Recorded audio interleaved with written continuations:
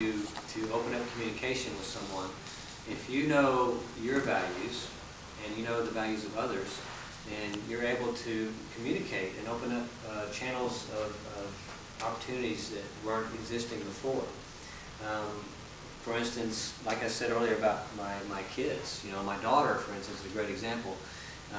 Her values are so, she has a huge social value for connecting with her friends and being social and popular, and having way more names on her Facebook than I do. She thinks that's really great.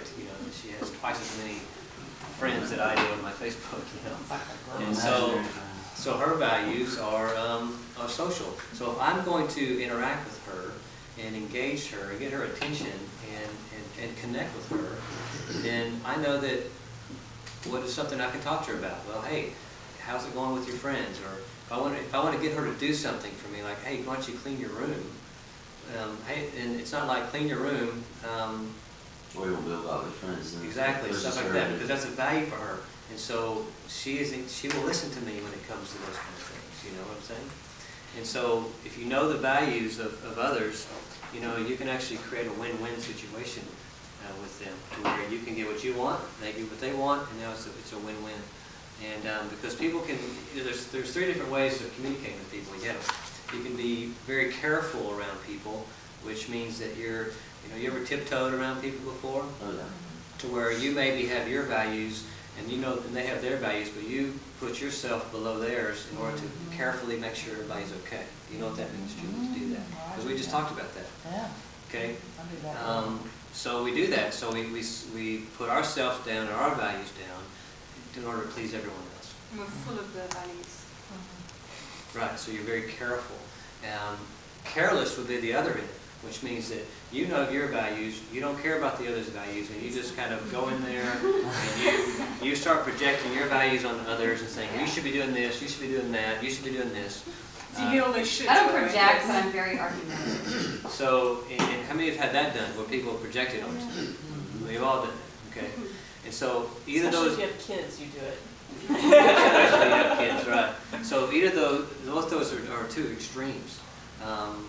But in the middle is what's called a caring relationship, a caring communication, whereas you communicate your values in terms of theirs and vice versa, so that everyone wins. Does that make sense?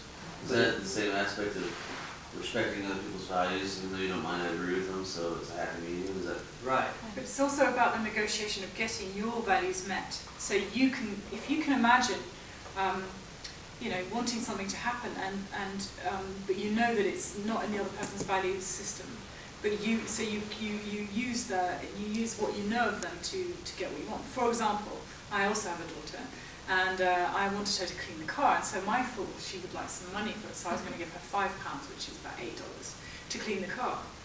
I thought that was quite good. She didn't. She sat in her room and she was like, forget it, that's not enough money. And then I noticed that there's quite a good-looking boy down the street who was out, and he was sort of hanging out. And so then, as soon as I sort of said, but Jess, if you clean the car, the boy down the street, he's also in the street, and she's out there like a shot, because that was in her value system. She wanted to be seeing him and sort of being, out there for a reason. So cleaning the car, suddenly she'd do it for nothing, because there's the boy down the street. So in terms of her value, I was getting mine met because my car was filthy, but she also was getting hers met because there was a boy down the road. So just finding the route that we both were going, yes, it's a win-win. You're looking for the win-win, where you get what you want, they get what they want. But how can you do that without knowing what your values are? I mean, imagine going home and saying to your partner or your girlfriend or boyfriend or whoever it is, I found out these are the top things, and if I have these met, then I'm going to be happy, content. These are the reasons why I'm here. This is what is driving my life at the moment. They could fulfill those things for you so much more easily. Adrenaline. It's possible to get, you need adrenaline, but you need security. That's quite an exciting life you're going to have if you've got both of those going on. The potential is huge to give you... So if you're in a relationship and your partner knows that about you, and she is caring, then she's going to try to do things to fulfill your values. But if she doesn't know that, then how can she may be trying to do things that show you that she cares, but if it's not in those form of your values, you're not going to recognize it. Does that make sense? Okay. A good example is like, let's say that, I go up and say I'm a Tanya. Tanya has a value for connection and communication. Do you agree with this? So if I'm like, hey, Tanya, I'm going to leave today. I don't know when I'll be back. I'm not going to be able to be reached by my cell phone. Maybe I'll be back sometime or another. But when I get back, I expect to have some food on the table. Is that going to open her up to me and communicate, or is that going to close It's me? not gonna open you up to anybody. An empty tummy. Right. But if I said, Tanya, look, I'm going to be gone today. I'll have my phone. If you need a text, we can communicate. Why don't you go have a fun day and go relax and hang out by the pool and do whatever. I'll be home around 5. Let's have a nice dinner. We can have a nice meal and have a good time together. And I'll tell you all about the trip. And I'll tell you all about what I did. I want to hear all about your day. And we Yeah. can communicate. Connecting. Do you see the difference in communicating? Because I know you know the values of the other person. So it opens up so many things when you can take the time and ask these questions of your partner and say, or even not just your partner, but your friends and your coworkers And your boss. I mean, we're all in relationship with everybody. We're all in a relationship. So if you could take these questions and start looking at people and listening to people and seeing what they're about and kind of get an idea of their values, then you know how to communicate so they'll listen to you. They won't listen to you if you're not talking their values. People are ADHD when it comes to when you don't talk in their values. When someone's talking to me about something that's not in my values, I just have a hard time paying attention. And we're all like that. And so, but when someone's speaking in your values, you're attentive, you pay attention, you want to know more, and you can communicate and you open up. And when they don't talk in your values, you close down. And so this is very valuable to understand these tools, I think. Also, there's something even more sort of meaningful in a way, is that one of the things John says is that your highest values is where your soul's mission is on this planet.